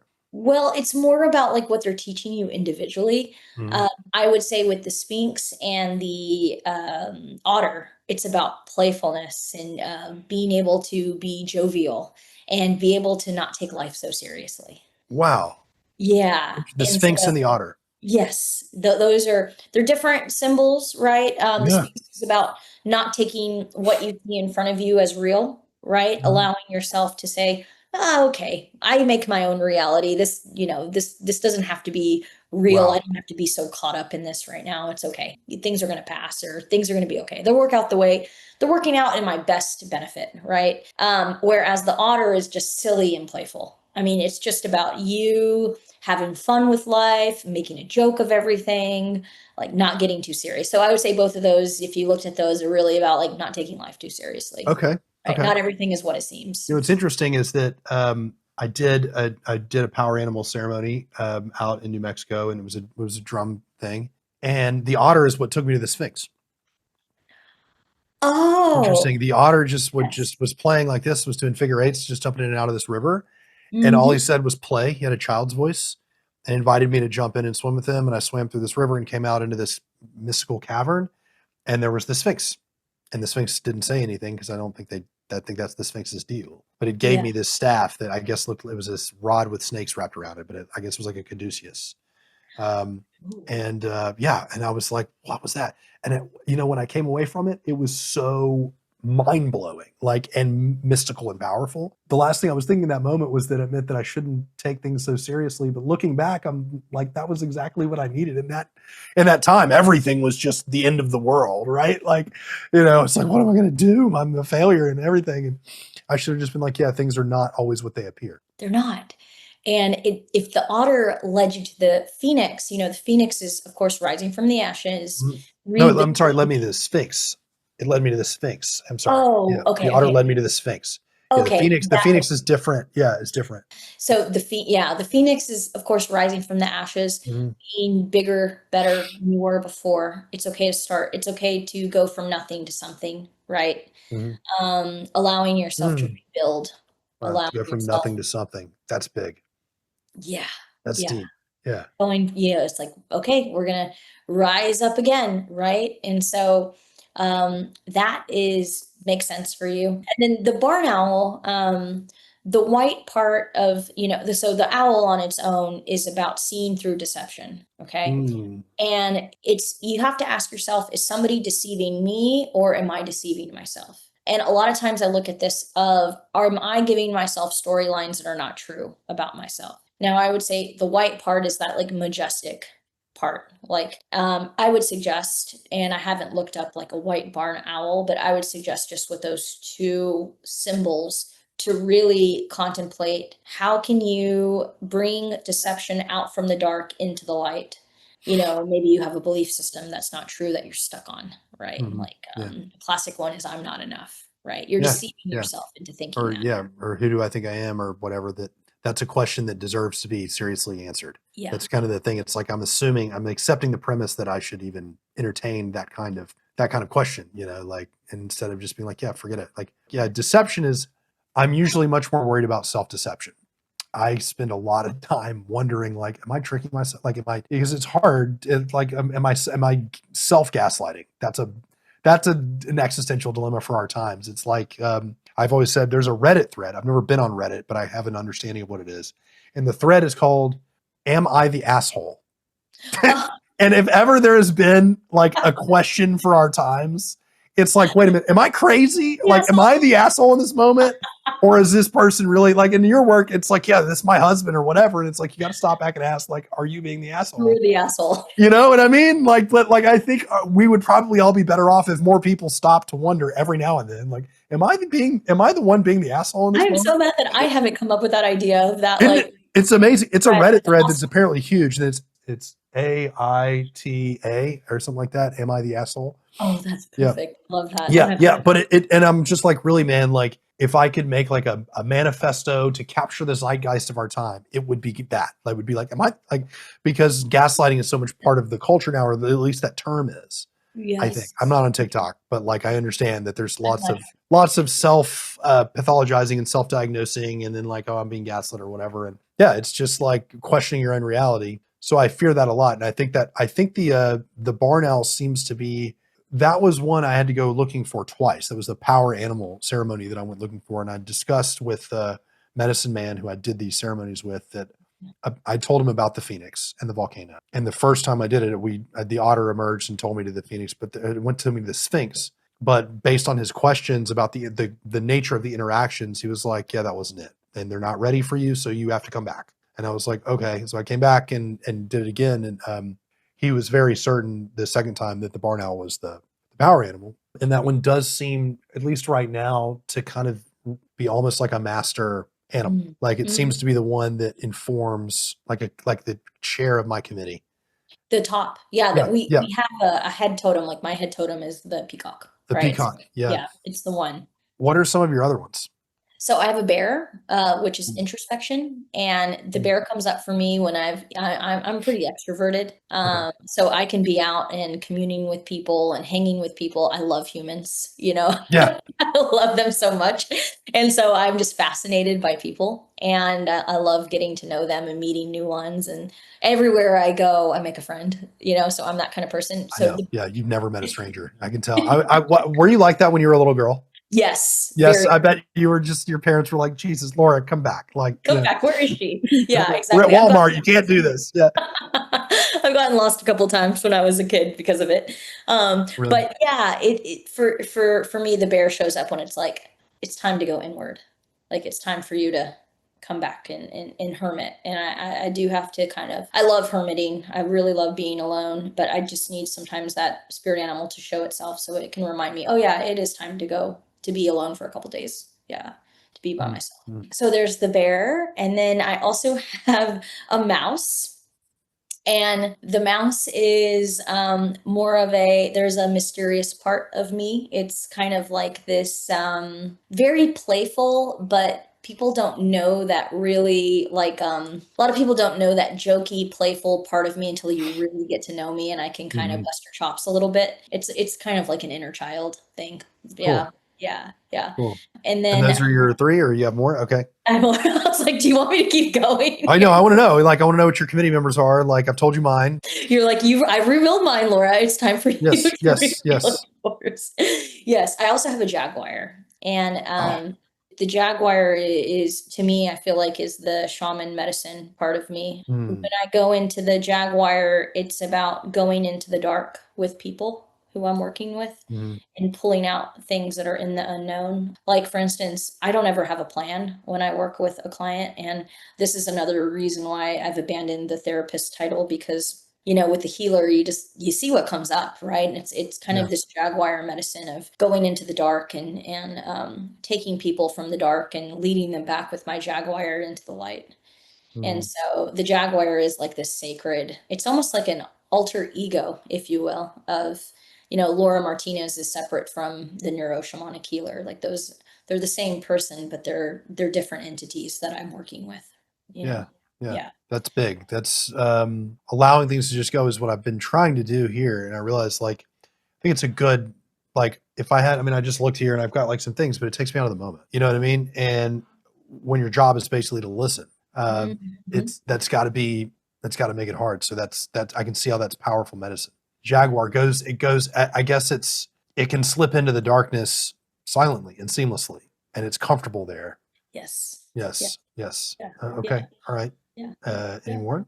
That right now are, The let's see, four, did I miss anybody? I've got the peacock, the mouse, the the bear. alligator, Oh, the the alligator, you mentioned that, yeah. and jaguar. And the Yeah, bear and I the got jaguar. all So of them. that's And make 5. sure nobody's going to be Yeah. mad at me. Recently, though, it's funny that you talk about the elephant because I've been working with the elephant a little bit more. And the elephant is the remover of barriers. I've been working with Yes. the elephant in my romantic relationship, and Okay. it's been really powerful to work with that. I've never worked with it before, but also this is a new phase in my life. You know, Mhm. this is the first time I've been a fiance, first time I'm gonna get married. So the elephant is the new one that I've been working with a lot That's more. big. Yeah, well, I guess there is some element of choice. You can call in what you need. Yeah. I think someone like you, you're probably much more well versed in the universe of totems that one could be called on. But like, yeah, that it just kind of brings to mind. It's like, oh yeah, you don't have to sit around and wait for something to come tell you what you need. Like you can ask. Yeah, yeah. The for me, I'm calling in for sure. And I'm glad you said that because you have a totem of animals, but you can work with any animal you want, Mhm. right? You Mhm. can call in the animals that you want to work with. And for Mhm. me, like being in this deep romantic relationship with someone else where we're completely vulnerable, he's seeing my wounds, I'm seeing his wounds. We're both, doing the work. He's in therapy, I'm in therapy. Like, Mhm. we're both removing these barriers. And it's like being able to be in a relationship with someone who's willing to go that deep. It's like, okay, I want to call in all of my sources, all of my Yeah. resources that I have. And I know that in shamanism, the elephant is the remover of the barrier. So you can go through that obstacle, whatever that obstacle is. Yeah. That's powerful too. Cause also, I've never actually seen an elephant in shamanically. As a kid, I saw one in the zoo, but I mean, I've never had the form of an elephant come to me. Right. But the first time that I experienced what I think is probably what people are calling ego death was in a time when the Ganesha mantra was playing. And there was a lot of mantra around that time and that was probably part of why my ego was so malleable at the time because like when people sing in harmony, I think that results in egolessness. Like I kind of Mhm. think that's a lot of what spirituality is when the ego turns into a superego. Like we Yeah. become collective, and that's what Om is at the beginning. There's always a moment where everybody's voice is kind of finding, and then you get it, and it's like, ha, I'm gone. Like, and it Yes. feels amazing. Yeah. Yeah. Yeah. But the Ganesha mantra is the mantra for removing obstacles and also really for letting go. Like when the obstacle is you, like when the self is the obstacle. And it's weird because like I still say the mantra quite often. It's strange because I have a weird feeling, an ambivalence about praying for things, asking for things for me. Hmm. I have an okay time expressing gratitude towards whatever is out there, Yeah. like being grateful for other things, asking things for other people. But I guess there's a guilt or this a feeling of selfishness for asking for things for self. But sometimes it's like, please help me get out of my own way. I think I might be the asshole, like, and I really need, We you know, always are. you know what I mean? Like, Always where are. it's just like, please, something, anybody help, like, just help me get out of my own way here because most of my life has been a real struggle to do just that, of like learning how to get out of my own way. And these kind of shamanic practices and also things that are maybe a little bit more just base Jungian, like I'm dating is kind of a new part of my life now. I haven't done it really as an adult almost. And then this year is kind of I've been opening myself up to romance. And that's a new and interesting and scary and exciting kind of process. And it's been a massive source of growth and learning. Like it exposes all, right? Like you learn your shadow is always waiting for you in the form of a person. Yeah, I was given this book by my therapist, Lying with the Heavenly Woman. Have you heard of this? Okay, No. I'll leave you with this recommendation, and then I know Awesome. we got to wrap up. I think the book is Robert Johnson is the author, and it's a short little book. It's 2 chapters, basically about 80 pages total. It explains he's a Jungian analyst, and he explains the feminine archetypes from basically from Oh, the perspective of a man. the wheel. Yes. Yes. So yeah, and he doesn't show it graphically, but it's just kind of like a list of what these archetypes are, and then what happens when there's merger or confusion between two of them. Like, if your romantic partner in your life is really being merged with an anima or with your mother complex or whatever, and it's like this is what that looks like, and probably an interesting clinical book. That's I I think, want to read that. That sounds but awesome. there's the title is called "Lying with the Heavenly Woman," and it's this story. It's an African proverb and I think the story is basically involving the mother complex. The story goes that there's a man who's in a village, or he's a young boy. He's I guess would be a teenager. And his mother I think his father is the king, or he's a well-to-do member of this tribe. And his mother always tells the boy, whatever you do, you must never lie. Go to bed with the heavenly woman. You must never lie with her.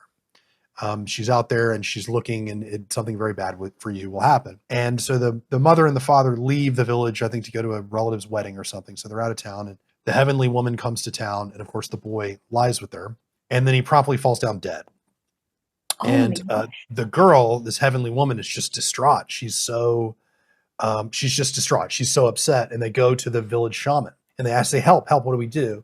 And he lights this bonfire and puts a lizard in the fire, and the whole village is there, and he tells them, anybody who can walk into this fire and retrieve this lizard truly loves this boy and will save his life. And the heavenly woman tries, and she can't do it. Like it's this woman that the boy thought was a heavenly woman. I imagine it's just a very beautiful girl. Yeah. And she can't go in and do it. But somewhere else, there's this very plain girl in the village who's always loved this boy, and he's never noticed her. And Oh, she is able to walk into the fire and retrieve the lizard. And the boy comes back to life. But then this is where the story gets really fascinating. As soon as the boy comes back to life, the plain girl falls down dead. And the shaman tells the boy, now you have a choice. You can go into the fire, and this is the girl who truly loves you. You can go into the fire and you can retrieve another lizard. And if you do, you'll save this girl and you'll live a happy life with her, but your mother will die. But you're going to have the life with this woman, and it's going to be an ordinary life, and it will be a good life, but it will, you won't be remembered after you die. Or you can leave her dead and your mother will stay alive, and you're going to become a great shaman and medicine man. And that's how the parable ends. You don't find out what he does. It's such a confounding thing. That's what I read in this book. And it's always made me think of you, because it's the kind of thing where it's like there is just an undeniable mystery to yeah. that, and it's so rich with meaning and symbolism. And I found that story in a book on Jungian archetypes, and I think that says so much about like the work that you do kind of walk these two paths, but that there is, to me, a really beautiful synergy in them, and you do have all of these resources that you can pull on for a Western mind, or a more open mind, or an older world mind. And it is cool work that you do. So I'm just so honored that you agreed to come and do this for me. I really, as soon as I knew, I was like, I need to interview someone. I'm like, who's got to be it. Like, it had to be you. There's so many things I've learned about you today that it's just been really, really fulfilling. So I want to say thank you for being willing to come on and do this with me. And I'm out of time, but I'm not out of subjects, so you might have to come back.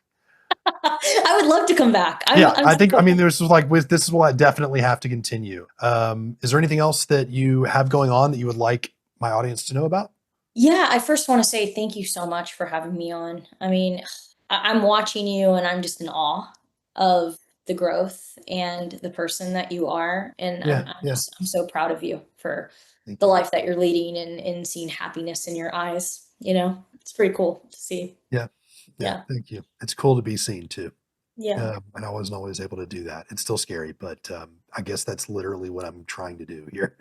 Is Yeah. get better at being seen. Thank you. And hopefully, as you come back on, we'll be in new periods of growth. I mean, I don't want this to be like a year from now. I want to see you again soon, because there's so much more to talk about, but this can Yeah. be a way of kind of documenting each of our respective journeys and growth, but also Yeah. the growth of our friendship.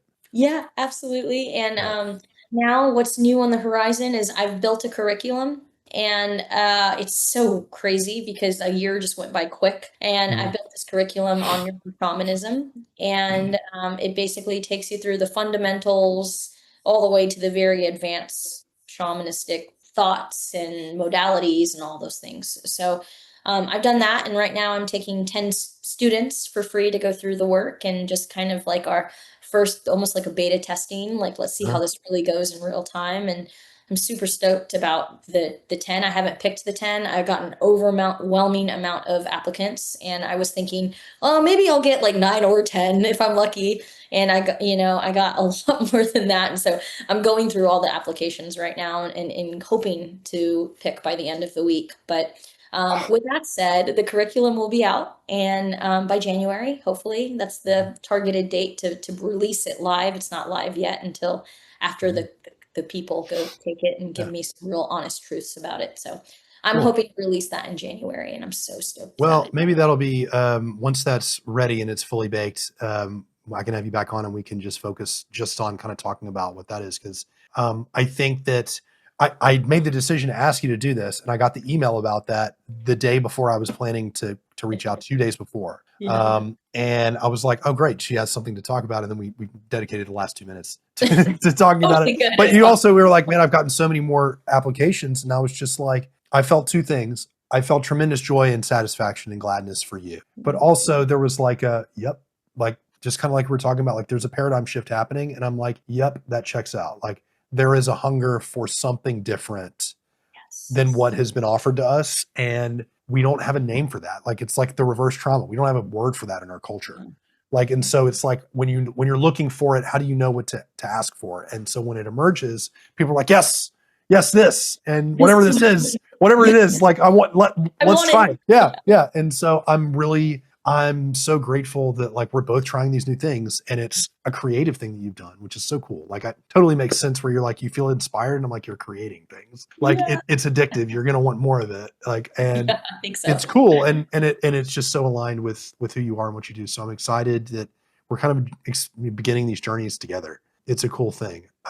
I have a plan. The only real plan I have for this as a podcast, I guess, is to ask everybody the same question at the end. And it is a great, truly great honor to ask you this for the first time. Based on the conversation we've had and what you know about me as a person, if you could schedule my next interview, who would you pick for me to talk to and why? Oh my gosh. This is such a deep question. I know. You could give more than one answer if you needed to, but like just if you had potential guests that you think I should be talking to. Okay, my answer is different than Spirit's answer. So I'm going to always go with Spirit's Okay. answer. All right. Okay. I think it would be so cool. This is Spirit's answer. I'm going to give you my answer too. Okay, let's do that. Yeah. Spirit's answer is for you to interview somebody who is an expert in romance or love, and you going down that avenue, like relationships or love. And Spirit says that you already know who that would be. Okay. All right. I'll have to, yeah. I mean, there's some possibilities, but it's also like, oh, okay. Yeah. That's probably the medicine. Probably the medicine I'm not really looking forward to taking, but you're right. Okay. Yeah. My answer, Laura Martinez's answer, is Dr. Frank Lawless. Yeah. Okay. Yeah. That's good. But That's good. Spirit Okay. wants you to like go down the romance. It's interesting though, for us to all see this in real time of how you work through that, of you have kind of a conflict, but you're honest about that conflict of being like, there's an answer that my brain wants me to give. And then there's this thing I'm feeling pulled toward. Yeah. And you could call that spirit, you could call that intuition, you call that God, you could call that whatever. You know, the muse or the genius. Like that's what the Romans, by the way, genius was like your guardian angel. It was a little like a genie, but singular. I think it's like the angel when there's no devil. It's basically something like that. So it could be the voice that says, this is not what you want, but this is what you need. And so in this case, I can just take both bits of advice, but that was a beautiful little lesson in how to do what you do. So thank you so much. And I really can't wait till the next time we talk. Yeah, me too. Thank you so much for the opportunity. Yeah. Thank you. Bye, Laura.